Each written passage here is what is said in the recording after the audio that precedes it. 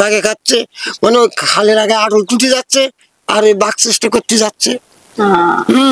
ওই যে মালে আমি ডাঙায় একা পর্যন্ত উঠেছি, একা।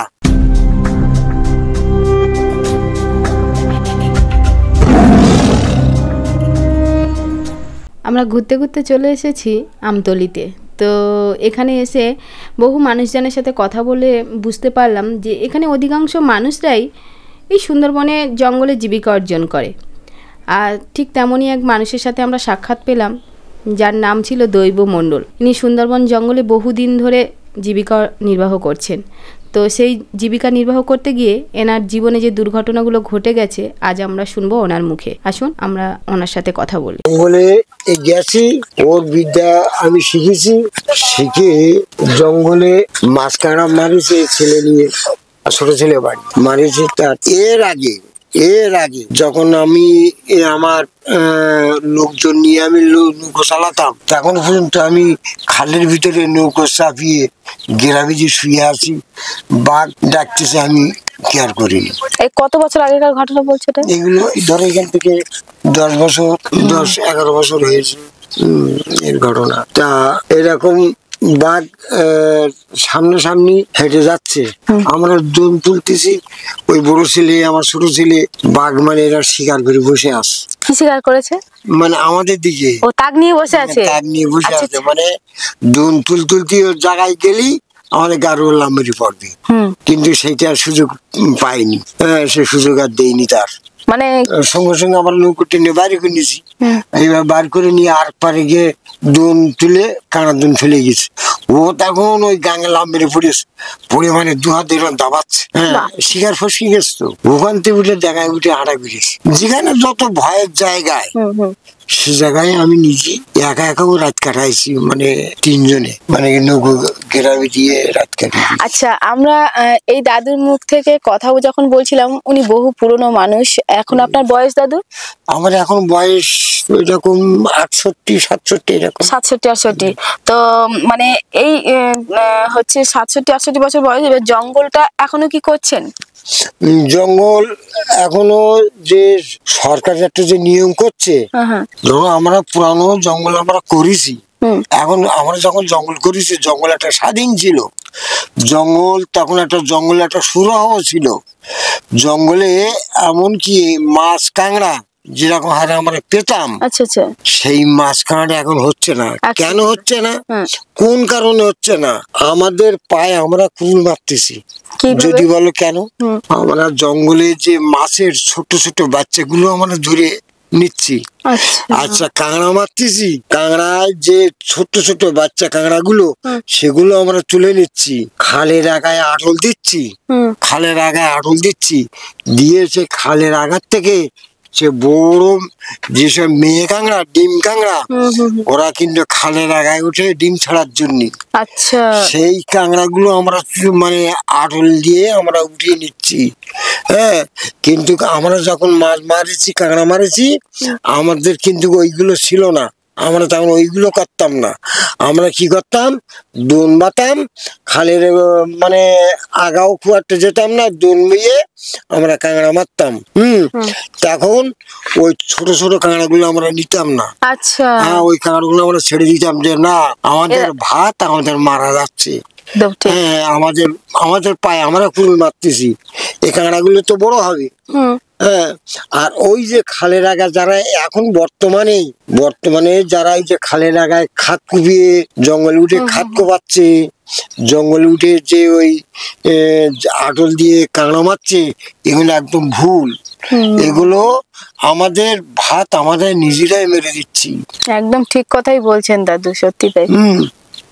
যে আমরা মনে করছি যে আমরা একেবারেই মাছ কাঁকড়া তুলে নেবো, আর একেবারেই আমরা একেবারেই আমরা মানে সবকিছু করে নেবো, কিন্তু পরের দিনের জন্য আমরা কিন্তু ভাবছি না একদম। যে এবছর খাচ্ছি আর সামনে বছরটা খাবো কি, এটা কিন্তু আমরা ভাবছি না। ঠিক তাই, কিন্তু আমাদের পায়ে আমরা কুড়ুল মারতেছি। জঙ্গল আমাদের আমলে জঙ্গল সূক্ষ্ম ছিল, জঙ্গল এখনো পর্যন্ত ভালো আছে, এখনো পর্যন্ত জঙ্গল আমরা মানে মাছ কাঁকড়া ধরি, আমরা এরকম মাছ কাঁকড়া দোন দিয়ে মাছ কাঁকড়া ধরি, কিন্তু ওইসব আটল ফাটল দিয়ে আমরা মাছ কাঁকড়া ধরি না।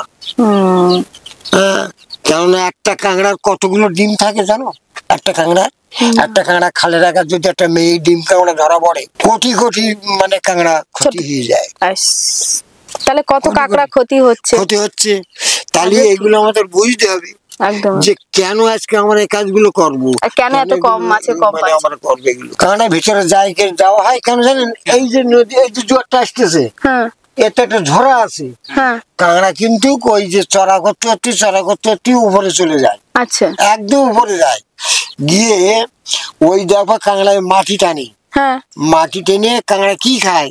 কাঁকড়া ওই মাটি টেনে ওই যে মাটির ভেতরের একটা শিকড় জাতীয় জিনিস আছে, একটা মাটির একটা শিকড় জাতীয় একটা জিনিস আছে, ওইটা কিন্তু কাঁকড়া ওরা খায়। হ্যাঁ, এবারে যেই গাড়ি কাটে একটু ওর ভিতরে যে কোনো তোমার বেলে মাছ হোক, চিংড়ি মাছ হোক, পার্শে মাছ হোক, যায়, যেই যায় সেটাও ধরেও খায়, আহার করে। সেই কারণে ওরা খালে রাখায় ওঠে। ওরা মানে জল যত এগিয়ে যাবে ওরা ততটা এগিয়ে যাবে, ভাটার সঙ্গে সঙ্গে আমরা নেমে আসবো। আচ্ছা, এই কারণে আমরা মানে সুন্দরবনে এত মাছের পরিমাণ কাঁকড়া কমে যাচ্ছে। মাছ কাঁকড়া কেন কমছে? এই কারণেই তো কমছে। হ্যাঁ, যে আমরা তো খালের আগে একটা পত্তন মেরে দিচ্ছি না, ওই যে ডিম কাঁকড়া কোনো মাছ আমরা কত একটা ভুল করছি না, ছোট ছোট মাছগুলোকে ধরে কত। কিন্তু এই যে আমাদের এই যে বয়সটা হয়েছে, আমাদের আমলে এইগুলো ছিল না। আর এখনো পর্যন্ত আমরা জঙ্গল যদিও আমাদের করতে হবে, করব, কিন্তু আমাদের ওই যে খালে রাখায় এই যে মানুষ জঙ্গল ক্ষতি হচ্ছে, এই যে বাঘে খাচ্ছে, কেন খাচ্ছে? খালে রাখায় আটল দিতে যাচ্ছে, গিয়ে সেখানকার মানুষ জঙ্গলে সেখানকে মানুষ ধরা পড়তেছে, বাঘে খাচ্ছে, মানে ওই খালে রাখায় আটল তুলতে যাচ্ছে আর ওই বাঘ চেষ্টা করতে যাচ্ছে। ওই যে মালে উঠে যে খাত কুপি কাঁকড়া বের করা, বাঘের সঙ্গে অবশ্যই দেখা হবে। আর আমরা নৌকোয় বসে দোন বেয়ে কাঁকড়া মারব, তাইতে আমার জীব নির্বাহ কর। কিন্তু সেইটা সরকারের বোঝা দরকার যে কাদের দ্বারা জঙ্গলটা ক্ষতি হচ্ছে, আজকে কারা হচ্ছে, মানে জঙ্গলটা ক্ষতি করছে। কিন্তু দোন দিতে গিয়েও তো দাদু, দোন দিতে গিয়েও তো মানুষ অনেকে বিপদে পড়েছে। না, জঙ্গলে আমি একটা ঝোড়ার ভিতরে দোন ফেলে যাচ্ছি, পাশায় থাকি, আর পাশে একজন লোক থাকে, ডরায় একজন লোক থাকে, যে দোন ফেলে একটা গলিমাতার লোক থাকে, তার চারিদিকে একটা নজর থাকে, কি একটা বাঘ আসুক, কি একটা হরিণ আসুক, একটা কিশোর আসুক, নজরে পড়বে, একটা সামাল দেওয়া যাবে। কিন্তু জঙ্গলে উঠে যে আমি যে মাছ কাঁকড়া মারতে উঠলাম, উঠে সেখানে এক্সাইটেড হলাম, আমার দেশে আমিও মানে সেখানে ক্ষতি হচ্ছি। আচ্ছা দাদু, কথায় কথায় বলছিলেন যে নাকি বাঘকে অনেক সময় মন্ত্র দ্বারা, এটা কি সত্যি দাদু? এটা সত্যি। আমি যখন মন্ত্রতন্ত্র শিখেছিলাম নদীতে, আমি এই ছেলে নিয়ে, আমার দুই ছেলে নিয়ে আমি জঙ্গল করেছি, বাঘ ডাকতেছে, সেখানে আমি গ্রামে যে মানে রাত কাটাইছি, কিন্তু কারো ক্ষতি দেয়নি। ওর মতন ও ডাকতে ডাকতে চলে যাবে, ও আর কোনো মতে আমার নৌকো দিকে আসবে। এটা কিভাবে সম্ভব হয়? এই জিনিসটা কিভাবে সম্ভব হয়? কেন হবে না? অবশ্যই হবে। ওদের চালান দিলে তো ওরা আরেক দিকে সরে চলে যায়। হ্যাঁ, ও কোনো ব্যাপার নেই। আমি তো এইভাবে জঙ্গল করেছি, আমি তো বহু লোক নিয়ে চালাইছি, এই পর্যন্ত কোনো লোক আমার বিশেষ করে আমার নৌকায় কোনো ক্ষতি হতে দেয়নি, আর হয়নি। আমি জঙ্গলে সূক্ষ্মভাবে মাছ কাঁকড়া মারেছি, তেমন ভাবে সূক্ষ্মভাবে তাদের নিয়ে আমি চালাইছি। কোনোদিন আমি ডাঙায় একা পর্যন্ত উঠেছি, একা, আমি ছেলেমেয়েদের তুলিনি, আমি একা উঠে জঙ্গল ভিতরে বহু দূরের থেকে ঘুরে আসি, কোনোদিন জঙ্গলের ভিতরে অন্যায় অত্যাচার আমরা করিনি। আজকের মানুষ জঙ্গলে এই দুর্ঘটনাগুলো ঘটবে কেন? আমরা নিজেরাই দুর্ঘটনা ঘটাচ্ছি, তো নিজেরাই। দাদা, একটা কথা জানতে চাইবো, যখনই ওই যে বললেন না যে আমরা অনেক জায়গায় অনেক মানুষের সাথে কথা বলেছি, তারাও কিন্তু গুণমান ব্যক্তি, মানে যারা আপনাদের মতো, কিন্তু এবার তাদের সাথে কথা বলে শুনেছি তারা থাকতে থাকতে সেই মানুষগুলোকেও নিয়ে নিচ্ছে, এটা কিভাবে? আচ্ছা, এগুলো কেন হচ্ছে জানেন? কেন? তাও আমি বলে দিচ্ছি। আমার যে মন্ত্রতন্ত্র গুলো, এইগুলো যারা ঠিক ভাবে রাখতে পারে, তাদের জিনিসগুলো কিন্তু অক্ষয় হয়ে থাকবে। আমি শোর খালাম, কাঁকড়া খালাম, কুচে খালাম, হ্যাঁ, মারলাম না, এগুলো আমি খেয়ে চললাম, উঠে গিয়ে আমার কাছে থাকবে কেন? থাকবে না তো। মানে নিয়ম আছে, নিয়ম আছে। আমি যেরকম মানে মাছের ভিতরে অর্ধেক জিনিস আমি খাইনি, কাঁকড়া খাইনি, কুচে খাইনি, কচ্ছপ খাইনি, ওই খাসি মাংস খাইনি, অনেক জিনিসই আমি খাইনি। কেন আমি জিনিস সূক্ষ্ম রাখবো না? আর কেন আমার সব জায়গায় আমার কেন লোকে ডাকবে না? আচ্ছা, আমি কাজগুলো করবো, সাকসেসফুল কাজগুলো করবো। আজকে সেসব জায়গাগুলো ঘুরবো, লোকের কাছে যাব, তারা মানে বাধ্য হোক মানতে। হ্যাঁ, আরেকটা কথা, প্রচুর রুগী আমার কাছে, অনেক জায়গায় অনেক জায়গায় রুগী মাত্র আছে আমার। আচ্ছা দাদু, সেসব জায়গায় আমার নাম আছে।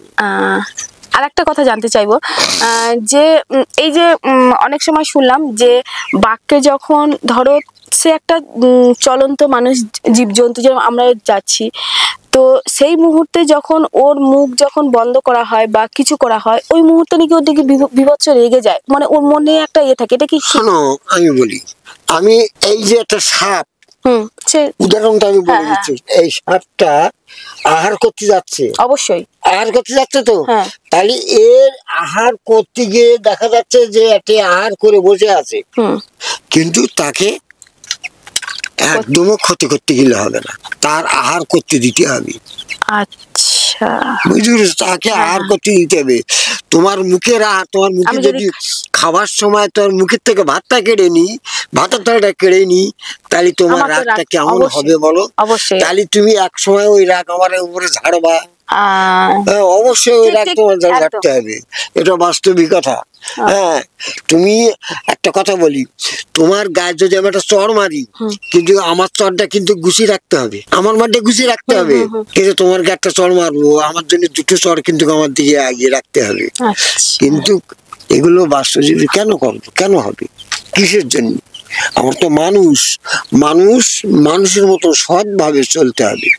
হ্যাঁ, এই নয় যে যে কোনো কাজ আজকের মানে দুকর মারলাম না, তোমার অনেকগুলো মা, তোমার সঙ্গে আর কি বলি, তুমি মানে মেয়ের মতন তোমার সঙ্গে কথাটা বলতে গেলে বিবেকে বাদে, জঙ্গলে আজকাল মেয়ে ছেলে যাবার নিয়ম না।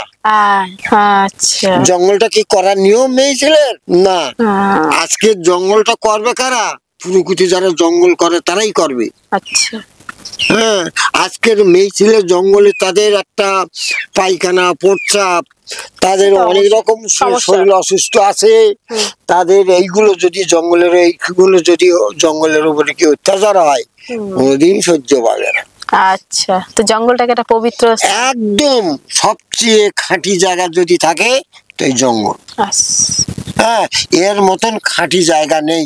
জঙ্গলে মাকে ডাকলে, ঠিক মন খাঁটি করে ডাকলে মা জঙ্গলে সাড়া দেবে, ঠিক তোমার মানে ডাকে সাড়া দেবে। কিন্তু এইগুলো আমরা বাস্তব জীবনে আমরাই নিজেরাই ক্ষতি করি, আমরা এগুলো মানি না। আমরা হেক্তামি করে যে কোনো কাজ করে যাই, সেই রকম বাঘের হরিণ সেরকম খেয়ে নিচ্ছে, খাবে তো। সেই জায়গাগুলো যদি আমরা যদি ভালো না রাখি, সেই জায়গাগুলো পবিত্র স্থানটাকে যদি আমরা পবিত্র জায়গা, জঙ্গল জায়গাটা পবিত্র জায়গা। আমরা জঙ্গলে আগে পুজো নিয়ে যেতাম।